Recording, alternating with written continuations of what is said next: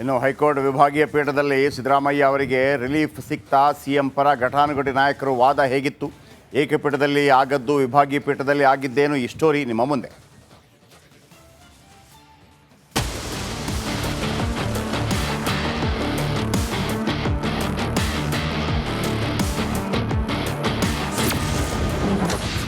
ಸಿಎಂಗೆ ಹೈಕೋರ್ಟ್ನಲ್ಲಿ ಇಂದು no relief.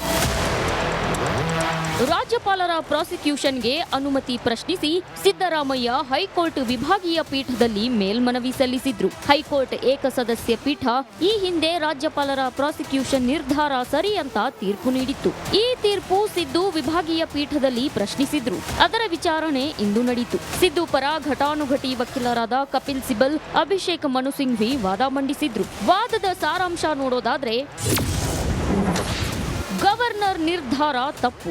ಸರ್ಕಾರದ ಪರ ವಾದ ಆರಂಭಿಸಿದ ಕಪಿಲ್ ಸಿಬಲ್ ವಿಭಾಗೀಯ ಪೀಠದ ಮುಂದೆ ಪ್ರಬಲವಾದ ವಾದ ಮಂಡಿಸಿದ್ರು. ರಾಜ್ಯಪಾಲರಿಗೆ ಪ್ರಾಸಿಕ್ಯೂಷನ್ಗೆ ಅನುಮತಿ ನೀಡೋ ಅಧಿಕಾರ ಇಲ್ಲ, ಅವರು ಚುನಾಯಿತ ಪ್ರತಿನಿಧಿಯೂ ಅಲ್ಲ ಅಂತ ಹೇಳಿದ್ರು. ಮುಡಾ ಪ್ರಕರಣವನ್ನ ರಾಷ್ಟ್ರಪತಿಗೆ ಕಳುಹಿಸಬಹುದಿತ್ತು. ಗವರ್ನರ್ ಕೇಸನ್ನ ರಾಷ್ಟ್ರಪತಿಗೆ ಕಳುಹಿಸದೆ ತಪ್ಪು ಮಾಡಿದ್ದಾರೆ. ರಾಜ್ಯಪಾಲರಿಗೆ ಸಿಎಂರನ್ನ ಪದಚ್ಯುತಿಗೊಳಿಸೋ ಅಧಿಕಾರ ಇಲ್ಲ, ಅಧಿಕಾರ ಇರೋದು ಸಭಾಪತಿಗೆ ಮಾತ್ರ.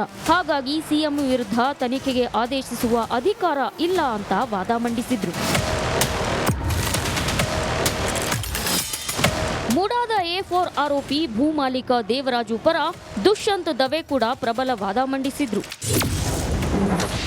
ದೇವರಾಜುಗೆ ರಕ್ಷಣೆ ನೀಡಿ. ದೇವರಾಜುಗೆ 80 ವರ್ಷ ವಯಸ್ಸಾಗಿದೆ, ರಕ್ಷಣೆ ನೀಡಿ. ಆಪರೇಷನ್ ಸಕ್ಸಸ್, ಪೇಷಂಟ್ ಡೆಡ್ ಎಂಬಂತಾಗುತ್ತೆ. 24 ವರ್ಷ ಏನೂ ಆಗಿಲ್ಲ, ಈಗ ಆಕಾಶ ಕೆಳಗೆ ಬಿದ್ದಂಗೆ ಆಡ್ತಿದ್ದಾರೆ.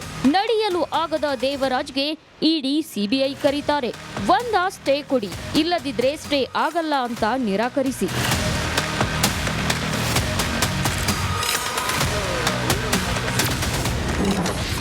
ದೇವರಾಜು ವಿರುದ್ಧ ತನಿಖೆಗೆ ತಡೆಯಾಜ್ಞೆ ಇಲ್ಲ, ಅಭಿಪ್ರಾಯ ವ್ಯಕ್ತಪಡಿಸಿದ ವಿಭಾಗೀಯ ಪೀಠ. ದುಷ್ಯಂತ್ ದವೆ ವಾದ ಆಲಿಸಿದ ಹೈಕೋರ್ಟ್ ದೇವರಾಜು ವಿರುದ್ಧ ತನಿಖೆಗೆ ತಡೆಯಾಜ್ಞೆ ಸಾಧ್ಯವಿಲ್ಲ ಎಂದಿದೆ. ಮೆರಿಟ್ ಮೇಲೆ ವಾದ ಆಲಿಸಿ ಆದೇಶ ಕೊಡ್ತೇವೆ. ಏಕಸದಸ್ಯ ಪೀಠದ ಆದೇಶ ಮಧ್ಯ ಬರಲು ಸಾಧ್ಯವಿಲ್ಲ ಅಂತ ವಿಭಾಗೀಯ ಪೀಠ ಅಭಿಪ್ರಾಯ ವ್ಯಕ್ತಪಡಿಸಿದೆ. ಪ್ರತಿವಾದಿಗಳಿಗೆ ನೋಟಿಸ್ ನೀಡಿದ ಹೈಕೋರ್ಟ್ ಜನವರಿ 25ಕ್ಕೆ ಅರ್ಜಿ ವಿಚಾರಣೆ ಮುಂದೂಡಿದೆ. ನಾಗರಾಜ್, ರಿಪಬ್ಲಿಕ್ ಕನ್ನಡ, ಬೆಂಗಳೂರು.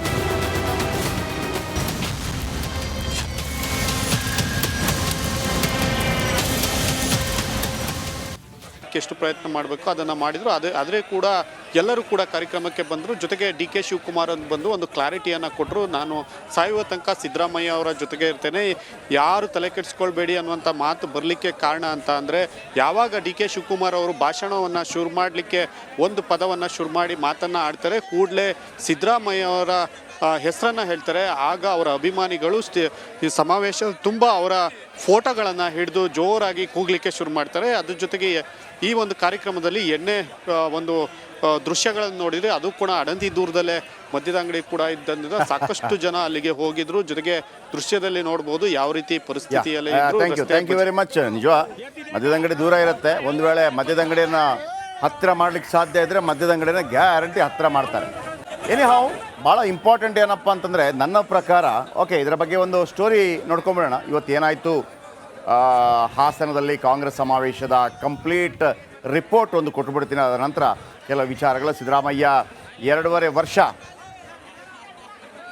CM, DKಶಿ 2.5 ವರ್ಷ CM ಅನ್ನೋದು ತೀವ್ರ ಚರ್ಚೆಗೆ ಕಾರಣವಾಗಿತ್ತು. ನಿನ್ನೆ ಅಷ್ಟೇ CM ಹಾಗೂ DCM ಈ ಚರ್ಚೆಗೆ ವಿರಾಮ ಕೊಟ್ಟಿದ್ದರು. ಆದರೆ ಈಗ ಗೃಹ ಸಚಿವರ ಹೇಳಿಕೆ ಅಧಿಕಾರ ಹಂಚಿಕೆ ಸಮರಕ್ಕೆ ತುಪ್ಪ ಸುರಿದಂತಾಗಿದೆ. ಏನು ಹೇಳಿದರು ಪರಮೇಶ್ವರ್, ಕೇಳಿಸ್ಕೊಳ್ಳಿ. ಓಕೆ, ಮಹಾರಾಷ್ಟ್ರದಿಂದ ನೇರವಾಗಿ ಹಾಸನಕ್ಕೆ ಹೋಗೋಣ. ಹಾಸನದಲ್ಲಿ ಕಾಂಗ್ರೆಸ್ ಸಮಾವೇಶದಲ್ಲಿ ಎಣ್ಣೆ ದರ್ಬಾರ್ ಜೋರಾಗಿತ್ತು. ವೇದಿಕೆ ಪಕ್ಕದಲ್ಲಿ ಅಮಲ್ನಲ್ಲಿ ತೇಲಾಡಿದ ಜನ, ಗುಂಪು ಗುಂಪಾಗಿ ಮದ್ಯ ಸೇವನೆ ಮಾಡಿದ ಜನ, ಕೈಯಲ್ಲಿ ಮದ್ಯದ ಬಾಟಲ್ ಹಿಡಿದು ಉರುಳಾಟ. ಅರಸೀಕೆರೆಯ ಎಣ್ಣೆ ಅಂಗಡಿಯಲ್ಲಿ ನೂಕುನುಗ್ಗಲು ಉಂಟಾಗಿತ್ತು. ವೇದಿಕೆ ಪಕ್ಕದಲ್ಲಿ ಅಮಲ್ನಲ್ಲಿ ತೇಲಾಡಿದ ಜನ. ಹಾಸನದಲ್ಲಿ ಇಂದು ನಡೆದ ಕಾಂಗ್ರೆಸ್ ಜನಕಲ್ಯಾಣ ಸಮಾವೇಶ. ಈ ಹಿಂದೆ ಅದನ್ನು ಜನಕಲ್ಯಾಣ ಸಮಾವೇಶಕ್ಕೆ ಆಗಮಿಸಿದ ಕೆಲ ಮಂದಿ, ಅದು ಸಾಧಾರಣವಾಗಿ ಇರುತ್ತೆ, ಆದರೆ ವೇದಿಕೆ ಪಕ್ಕದಲ್ಲೇ ಆಗುತ್ತೆ ಅಂತ ಹೇಳುವಾಗ ಒಂದು ರೀತಿಯಲ್ಲಿ ಒಂದು ಅಗೌರವ ಥರ ಆಗುತ್ತೆ. ಯಾವ ಥರ ಇತ್ತು ನೀವು ನೋಡ್ಕೊಳ್ಳಿ. ಆಹಾ ಆಹಾ, ಫುಲ್ ಬಿಸ್ನೆಸ್. ಬಳ್ಳಾರಿ ಇಲಾಖೆ full business, full jolly jolly. ಜನ ಕಾಂಗ್ರೆಸ್ನ ಜನಕಲ್ಯಾಣ ಸಮಾವೇಶ, ಮೊದಲು ಸ್ವಾಭಿಮಾನಿ ಸಮಾವೇಶ ಅಂತ ಹೇಳಲಾಗಿತ್ತು. ಸಿದ್ದರಾಮಯ್ಯನವರನ್ನು ಹೈಲೈಟ್ ಮಾಡಿಕೊಂಡು ಮಾಡಿದಂಥ ಕಾರ್ಯಕ್ರಮ. ಬಟ್ ಡಿ ಕೆ ಶಿವಕುಮಾರ್ ಅದನ್ನು ಭಾಳ ಅದ್ಭುತವಾಗಿ ಜಾಣ್ಮೆಯಿಂದ ಕಾಂಗ್ರೆಸ್ ಪಾರ್ಟಿಯ ಸಮಾವೇಶ ಥರ ಮಾಡ್ಕೊಂಡ್ಬಿಟ್ರು.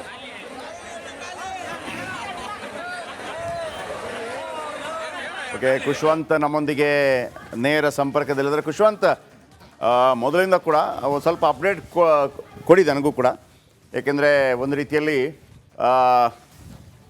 ಸಿದ್ದರಾಮಯ್ಯ ಆಪ್ತರು ಸ್ವಲ್ಪ ದೂರ ಇರ್ತಾರೆ ಅಂತಿತ್ತು, ಯಾಕೆಂದರೆ ಬೇಸರದಿಂದ. ಬಟ್ ಅಂಥದ್ದೇನಾದರೂ ಆಯಿತಾ?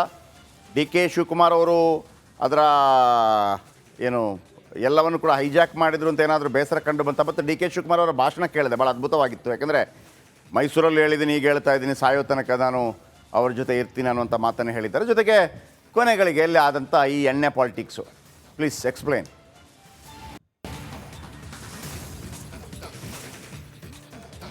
ಜೆ ಪಿ ಸರ್, ಹಾಸನದಲ್ಲಿ ಸಿದ್ದರಾಮಯ್ಯ ಏಕವ್ಯಕ್ತಿ ಶಕ್ತಿ ಪ್ರದರ್ಶನಕ್ಕೆ ವೇದಿಕೆ ಸಜ್ಜಾಗ್ತಾ ಇದ್ದಂಥದ್ದು. ಇನ್ನೇನು ಕಾರ್ಯಕ್ರಮ 2-3 ದಿನ ಇದ್ದಂತೆ ಅದನ್ನು ನೀಟಾಗಿ, ಅಂದರೆ ಯಾವಾಗ ಗೊಂದಲಗಳು ಶುರು ಆಗಲಿಕ್ಕೆ ಶುರು ಆಯಿತು, ಡಿ ಕೆ ಶಿ ಬಣದವರು ಕೆಲವರು ಅವರ ಹೆಸರು ಹೇಳದೆ ಲೆಟರನ್ನು ಬರೆದಿದ್ರು. ಇದಾದ ಕೂಡಲೇ ನೀಟಾಗಿ ಡಿ ಕೆ ಶಿ ಅವರು ಬಂದು ಇಡೀ ಕಾರ್ಯಕ್ರಮವನ್ನು ಹೈಜಾಕ್ ಮಾಡಿದಂತೆ ಇತ್ತು. ಯಾಕಂತ ಅಂದರೆ ಅವರು ಈ ಕಾರ್ಯಕ್ರಮವನ್ನು ನಾನೇ ಮಾಡಿಸ್ತಿದ್ದೇನೆ, ಈ ಕಾರ್ಯಕ್ರಮದ ಹೆಸರು ಜನಕಲ್ಯಾಣ ಸಮಾವೇಶ ಅಂತ ಇದ್ದಕ್ಕಿದ್ದಂಗೆ ಕಾರ್ಯಕ್ರಮದ ಅಷ್ಟೂ ದಿನ ಏನು ಸಿದ್ದರಾಮಯ್ಯ ಸ್ವಾಭಿಮಾನಿ ಸಮಾವೇಶ ಕಾರ್ಯಕ್ರಮ ಅಂತ ಇತ್ತು, ಅದನ್ನು ಒಂದು ರೀತಿ ಅವರೇ ಬಂದು ಹೆಸರನ್ನು ಬದಲಾಯಿಸಿ ಅನೌನ್ಸ್ಮೆಂಟ್ ಮಾಡಿದರು. ಜೊತೆಗೆ ಅಲ್ಲಿ ತನಕ ಹಾಸನಕ್ಕೆ ಬರ್ತಿದ್ದಂತಹ ಮಹದೇವಪ್ಪ ಅವರು ಆ ದಿನದಿಂದ ನಂತರ ಬರಲಿಕ್ಕೆ ಸ್ಟಾಪ್ ಮಾಡಿದರು. ಜೊತೆಗೆ ನಂತರದ ದಿನದಲ್ಲಿ ಇಡೀ ಕಾರ್ಯಕ್ರಮವನ್ನು ಹಾಸನದ ಉಸ್ತುವಾರಿ ಸಚಿವ ರಾಜಣ್ಣ ಮತ್ತು ಅವರ ಟೀಮ್ ಏನಿತ್ತು, ಹಾಸನದ ಸಂಸದ ಶ್ರೇಯಸ್ ಪಟೇಲ್, ಇವರೆಲ್ಲರೂ ಕೂಡ ಒಂದು ಕಾರ್ಯಕ್ರಮ ಅಂತಿಮ ಹಂತ ಬರುವ ತನಕ ಒಗ್ಗಟ್ಟಿನಾಗಿ ಮೂಡಿ ಬರಲಿಕ್ಕೆ ಎಷ್ಟು ಪ್ರಯತ್ನ ಮಾಡಬೇಕು ಅದನ್ನು ಮಾಡಿದರು. ಆದರೆ ಕೂಡ ಎಲ್ಲರೂ ಕೂಡ ಕಾರ್ಯಕ್ರಮಕ್ಕೆ ಬಂದರು. ಜೊತೆಗೆ ಡಿ ಕೆ ಶಿವಕುಮಾರ್ ಬಂದು ಒಂದು ಕ್ಲಾರಿಟಿಯನ್ನು ಕೊಟ್ಟರು. ನಾನು ಸಾಯುವ ತನಕ ಸಿದ್ದರಾಮಯ್ಯ ಅವರ ಜೊತೆಗೆ ಇರ್ತೇನೆ, ಯಾರು ತಲೆ ಕೆಡಿಸ್ಕೊಳ್ಬೇಡಿ ಅನ್ನುವಂಥ ಮಾತು ಬರಲಿಕ್ಕೆ ಕಾರಣ ಅಂತ ಅಂದರೆ, ಯಾವಾಗ ಡಿ ಕೆ ಶಿವಕುಮಾರ್ ಅವರು ಭಾಷಣವನ್ನು ಶುರು ಮಾಡಲಿಕ್ಕೆ ಒಂದು ಪದವನ್ನು ಶುರು ಮಾಡಿ ಮಾತನ್ನು ಆಡ್ತಾರೆ, ಕೂಡಲೇ ಸಿದ್ದರಾಮಯ್ಯ ಅವರ ಹೆಸರನ್ನು ಹೇಳ್ತಾರೆ, ಆಗ ಅವರ ಅಭಿಮಾನಿಗಳು ಈ ಸಮಾವೇಶ ತುಂಬ ಅವರ ಫೋಟೋಗಳನ್ನು ಹಿಡಿದು ಜೋರಾಗಿ ಕೂಗಲಿಕ್ಕೆ ಶುರು ಮಾಡ್ತಾರೆ. ಅದ್ರ ಜೊತೆಗೆ ಈ ಒಂದು ಕಾರ್ಯಕ್ರಮದಲ್ಲಿ ಎಣ್ಣೆ ಒಂದು ದೃಶ್ಯಗಳನ್ನು ನೋಡಿದರೆ ಅದು ಕೂಡ ಅಡಂತಿ ದೂರದಲ್ಲೇ ಮದ್ಯದ ಅಂಗಡಿ ಕೂಡ ಇದ್ದಂದ್ರೆ ಸಾಕಷ್ಟು ಜನ ಅಲ್ಲಿಗೆ ಹೋಗಿದ್ರು. ಜೊತೆಗೆ ದೃಶ್ಯದಲ್ಲಿ ನೋಡ್ಬೋದು ಯಾವ ರೀತಿ ಪರಿಸ್ಥಿತಿಯಲ್ಲಿ. Thank you very much. ನಿಜ, ಮದ್ಯದ ಅಂಗಡಿ ದೂರ ಇರುತ್ತೆ. ಒಂದು ವೇಳೆ ಮದ್ಯದ ಅಂಗಡಿಯನ್ನು ಹತ್ತಿರ ಮಾಡ್ಲಿಕ್ಕೆ ಸಾಧ್ಯ ಇದ್ದರೆ ಮದ್ಯದ ಅಂಗಡಿನ ಗ್ಯಾರಂಟಿ ಹತ್ತಿರ ಮಾಡ್ತಾರೆ.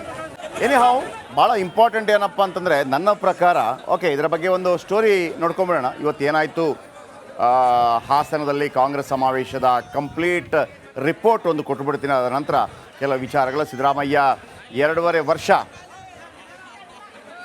CM, ಡಿ ಕೆ ಶಿ 2.5 ವರ್ಷ CM ಅನ್ನೋದು ತೀವ್ರ ಚರ್ಚೆಗೆ ಕಾರಣವಾಗಿತ್ತು. ನಿನ್ನೆ ಅಷ್ಟೇ CM ಹಾಗೂ DCM ಈ ಚರ್ಚೆಗೆ ವಿರಾಮ ಕೊಟ್ಟಿದ್ದರು. ಆದರೆ ಈಗ ಗೃಹ ಸಚಿವರ ಹೇಳಿಕೆ ಅಧಿಕಾರ ಹಂಚಿಕೆ ಸಮರಕ್ಕೆ ತುಪ್ಪ ಸುರಿದಂತಾಗಿದೆ. ಏನು ಹೇಳಿದರು ಪರಮೇಶ್ವರ್, ಕೇಳಿಸ್ಕೊಳ್ಳಿ.